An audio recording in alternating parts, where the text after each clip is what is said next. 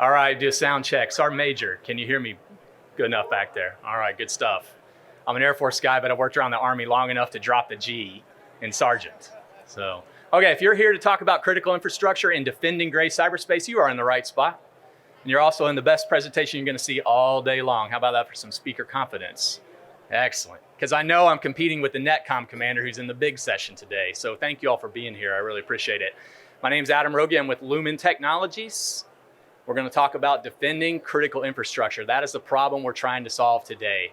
Is we know that the Army and the rest of the Department of Defense at large is not resourced sufficiently to defend all the critical infrastructure that's out there in the United States to help us win against our adversaries. So if you're into that, you're in the right spot. Let's get going. Okay, so who am I? So this is a little bit of a collage here of my perspective, and you're going to see this come out throughout the presentation. But been with Lumen for about 5 months now. Prior to this, I was a civilian with the United States Space Force in Delta 6. That's an organization that does defensive cyberspace operations, mainly platform IT for space mission systems. We also had the satellite control network, but that has since moved on to another Delta. Prior to that, I was with Microsoft for a little over 12 years. I'm also still actively serving in the Colorado National Guard. I'm a cyber officer and a National Guardsman, so that bottom piece there on Homeland Defense and domestic operations is very important to me. And I will tell you, the National Guard writ large is paying a lot more attention to what does Homeland Defense really look like, which really inspired a lot of the content in this presentation. And lastly, like many of you probably in the crowd, I'm a CISSP, and this is good for our own continuity, for our own community. All right, the mandatory chest puffing slide here. I got to talk about my company, Lumen, and what we're about, right? So if you're not familiar with Lumen, we operate the most peered network of really any telco provider. So what does that mean, really? That means we have like a free trade agreement with other telco providers, and your internet traffic is typically running freely. So we are a highly peered network. We've got about 340,000 global fiber miles, so we are worldwide. About 163,000 on-net locations, that's mean Lumen locations there. And we're seeing bandwidth right now on up to 400 terabits per second. So that part of that slide's a little dated. About 2,200 third-party data center connections. So we are everywhere. 4 million quantum fiber hits there. We are selling that residential business, though, if you've seen that in the news, and deep global partnerships. So chances are, if you've been out in the field somewhere working in an austere environment, there's our fiber or our copper running under the ground in the continental US as well as other areas worldwide. So our difference, we've got dedicated on-ramps to most major hyperscalers. So if you're getting after Amazon Web Services, you're getting after Azure, OCP or whatnot, we're making a lot of those connections there. So we are the transport for AI. That's our CEO's big charter there, is that if you're looking at our major hyperscaler partners or any major bigs that are working artificial intelligence, they're looking to us to be their pipes. So we want to be the trusted network for artificial intelligence. Our speed, I already talked about it, on up to beyond 400 gig and getting up to terabits per second there. And lastly, the capacity. If you're doing something nowadays, if you're all probably thinking about Golden Dome as much as I am too, if you think about the amount of compute, network, and storage it's going to take for a space-based interceptor to hit something in the atmosphere or higher, that's going to take a lot of bandwidth and real low latency network transport. We are that provider. So it's not only want to be the transport network provider for AI, but I'd also like us to be that network provider for Golden Dome as well. All right, so getting into the problem we're trying to solve here is how do we help the United States Army and the DoD at large solve its critical infrastructure cyberspace defense problem? Let's start with where's the source, right? If you think way back into 2013, Presidential Policy Directive 21, and 2013 seems like a long time ago, it's about 12 years ago. And if you're into pop music, the #1 song back in 2013, can anybody guess it? Macklemore Thrift Shop. Yeah. So now you're going to be in your head the rest of the day. So you're listening to some session about cyberspace defense and Macklemore is going to be in your head. So there you go. All right. From the Patriot Act, which is even a way back machine there from 2001, that's the definition of critical infrastructure. Just think so vital to the United States that its destruction would have a debilitating impact. So if you didn't already know, the Department of Defense, our community at large, right? Our customer at large is the sector-specific agency for defense industrial base. Now that does not mean that the DoD has to provide all the protection for critical infrastructure, but it is charged to supply what is I've got listed there: knowledge, specialized expertise, lead, facilitate, support, provide best practices to the defense industrial base for critical infrastructure protection. All right, responsibilities for mission assurance. So this gets in part of the problem. And I've got this on a later slide, but I'll sell it now. Somebody finished the sentence. When it's everyone's responsibility, it's no one's responsibility, right? So that graphic over on the right, per DoD, this issuance there, 3020.40, goes through, it starts with Undersecretary of Defense for policy, and then gets in the Office of Secretary of Defense for acquisition and sustainment. Certainly DCDC, if you kept up with the news, if you don't have Joint Force Headquarters Doden as a customer, they changed their name. They're now the DoD Cyber Defense Command, right? So, yeah, DCDC. So they have the operational charge to protect critical infrastructure. The DoD CIO is there to create solutions for critical infrastructure cyberspace protection. And then lastly, that installation and tenant leaders. So that's the argument here and part of why this title is what it is at Echelon. So even a garrison commander, right, has a responsibility. I would argue any commander has a responsibility to defend her or his terrain. So critical infrastructure protection really is everyone's responsibility. And if you think about it across our great United States of America, it's a whole of nation requirement. It's a whole of nation problem to solve. But if you're looking at, hey, what is the source requirement for the Department of Defense on protecting critical infrastructure? It comes from the mission assurance concept.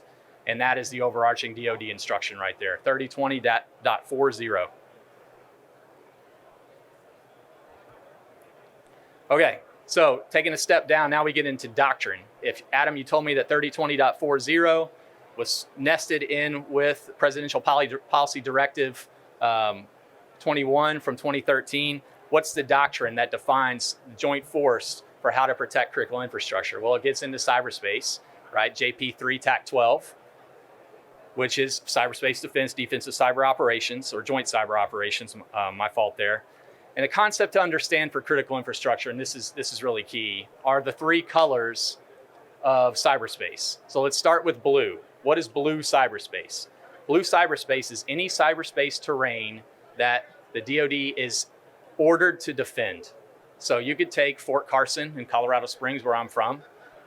You could take really any battle space that a commander has been commanded or ordered to defend. That defines blue cyberspace. I have a standing order for a set period of time to defend that cyberspace. So what does defense look like? Everything from one analyst who's watching one sensor all the way into something like a cyber protection team, right? But that would be that defense, that blue cyberspace. This is key. Red cyberspace is adversary or enemy cyberspace. Pretty easy to understand. So gray cyberspace is if it does not fall into one of those two categories, blue or red. So if you think about critical infrastructure out there, if you think about a water treatment plant close to your house, chances are in most cases, it could be close to Schriever Space Force Base. It could be the water treatment plant that services El Paso County in Colorado Springs, for example. Probably not a DoD entity who has a standing order to defend the cyberspace of that critical infrastructure. That's the problem we're trying to solve, is how do we get after that? I, as a commander, am dependent on that water treatment plant for Schriever Space Force Base to work, for all its missions to be accomplished. But can I really depend on that water treatment plant provider to be able to defend against a nation-state adversary in cyberspace? Probably not. But can I, as a DoD, really scale to all that critical infrastructure that's out there? Probably not, right? So that's key. Blue cyberspace, what the DoD is ordered to defend. Red cyberspace, what the enemy cyberspace, and then gray, anything in between. All right, so defense critical infrastructure, that's a good concept to know too. So critical infrastructure at large, could be water treatment plant, could be telco, could be a chemical processing organization, whatnot. Defense critical infrastructure is defined as something that is really critical, and I paraphrase this, but if it's critical to a commander for combat power, it counts as DCI. And there's a lot of focus on DCI within the Mission Assurance Directive, but that last bullet there on the bottom right is really key. If you're looking for someone who is that throat to choke or that belly button to push that's responsible for defense critical infrastructure, it's the combatant commander for her or his territory, right? Or her or his area of operations. Responsible to prevent the loss or degradation of DCO within their areas of operation. Key to know. So ultimately, though, it's at every echelon, because every commander owns their battle space and has a responsibility and obligation to defend their battle space. But combatant commander. So you would think that U.S. NORTHCOM, if we're thinking about this problem we're trying to solve is critical infrastructure, in continental US, that NORTHCOM would be that primary combatant commander. And I will tell you as a guardsman too, that NORTHCOM is doing a lot of work right now to understand how to best utilize DoD assets to defend it. All right, any questions thus far, team? I forgot to mention that I can take questions throughout or questions at the end. And we're doing good on time. Okay, you're like my safety guy over there. I'm looking at you, you're smiling, I know, and I'm not failing this yet, so I'll keep going.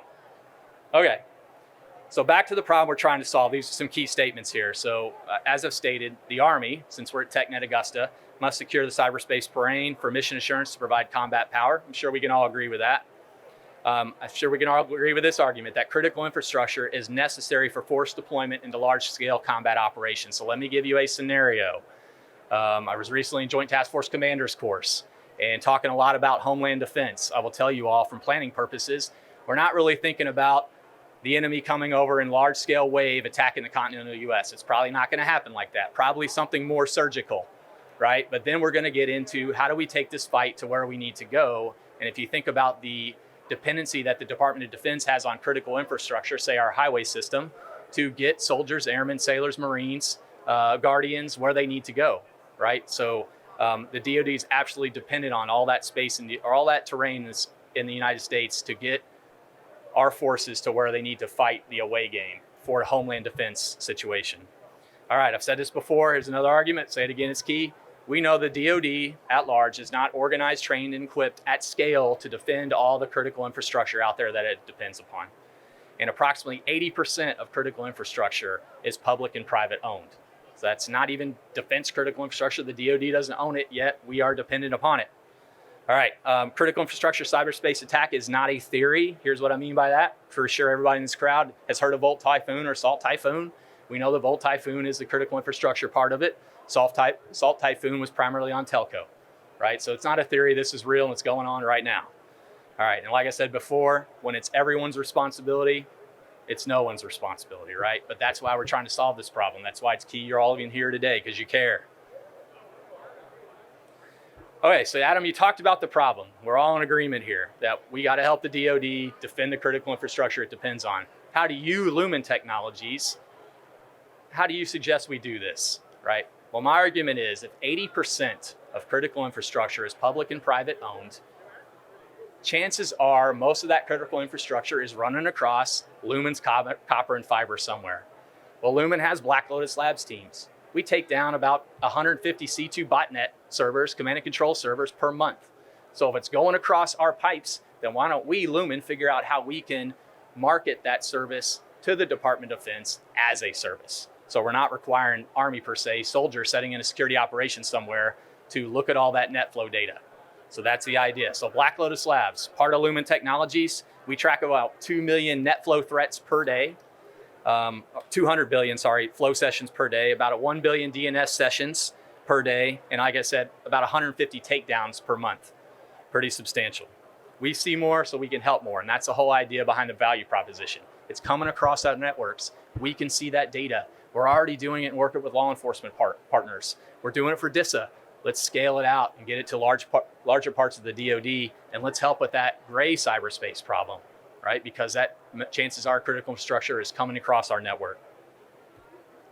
So how do we differentiate? We've got unique network access.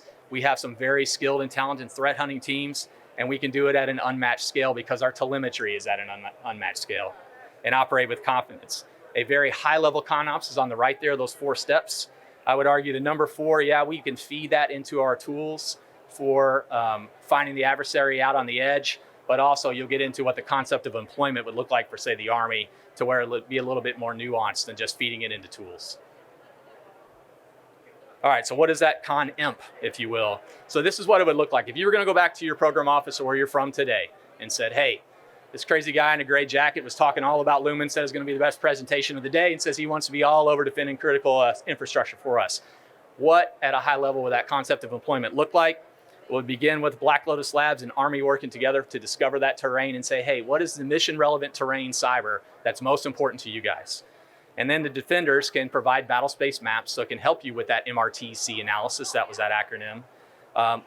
The Black Lotus Labs team will provide continuous monitoring, both remotely, and we can put some full-time equivalent heads on site to work with you, so analysts to work with you. But the idea is we do this as a service, right? So provide this service to you, not take up soldiers to be SOC analysts. We provide those feeds. And again, provide on-site resources that, where applicable, where necessary. So we could do it in a hybrid approach, have on-site as well as remote. And lastly, provide cyber threat intelligence reports. I've seen them, they're great, they're heavily detailed. If you think about it, again, our telemetry gives us visibility into networks that's hard to match out there in the world. So that's what we would provide to the Army. So if we were to see some indication of a malicious cyberspace actor, what would we do? We'd work with the Army at that point, and we would work with that public and private CI provider, critical infrastructure provider, and work through the Army with a pre-approved action per se, or maybe it's some deliberate action that has to be pre-planned, some mission operation on cyberspace terrain. And lastly, continue to tip and cue the Army for further analysis. All right, wouldn't be a good DoD presentation without at least an acknowledgement of, hey, what do we need to think about with .mil PFP here? Not gonna talk all about what each one of those letters means, but let's say, hey, Adam, you can't just sell this and walk away. How do we fit this in with a soldier's everyday life, right? So the idea, if it's sold as a service, there's no additional DoD Defensive Cyberspace Operations personnel required. Now that doesn't mean it's just, walk away from it and you get a report and then it just goes off into shelfware. No, there'd still be someone there at your location that would work with Black Lotus Labs. But the argument here is, and I've lived this life, censoring terrain is expensive, and it's expensive to buy it, it's expensive to sustain it. We've already got the sensors out there at Lumen. Let us provide that to you as a service. So you bypass that whole acquisition cycle and sustainment cycle. And then lastly, no exquisite, unique, extensive training required to understand the cyber threat intelligence reports or work with our analysts. I would argue they would work and closely align with the training that your DCO defenders and incident responders would already, be privy to as part of their training. Results, so I'm not just all talk up here, so you don't have to work real hard to go out on the internet and find great examples. You can go to our blog sites where Lumen is working worldwide with law enforcement I told you about 150 takedowns per month. So the Lumen malware provider, on the bottom left there is the DanaBot. The top one is the recent one is the 5 SOCs and any proxy. I mean, we're out there getting after some really bad advanced persistent threats. I want to bring that to the DoD. Let's not just do it for criminal investigative purposes and criminal prosecution. Let's do it for battlespace defense too. That's what we're about today. And that's what you're about here as well, because you attended this briefing. All right, lastly, conclusion. I sincerely appreciate everybody taking so far about 17 minutes of your time for this presentation. This QR code is live. If you're interested in talking to me more about it, I'd love to, even if you're not a direct customer, but you said, hey man, I listened to your presentation, here's how it can be improved, or here's what my company's doing to help get after the critical infrastructure problem. I'd love to hear from you. Take a snapshot of that. And otherwise, have a great rest of your TechNet Augusta day and great rest of your week. I do have my cell phone up there too. If you want to talk a little bit more while I'm here, I'll be here through Thursday afternoon. We're getting out of here. But that is it. I'm happy to take any questions if you've been sitting on them. I'm sorry, sir. Oh. I said great presentation. We're definitely going with Lumen. Thank you. I like that. There you go. Score. I'm done here. I'm done here now. Any other questions, team? All right. Thank you all very much. Have a good rest of your day.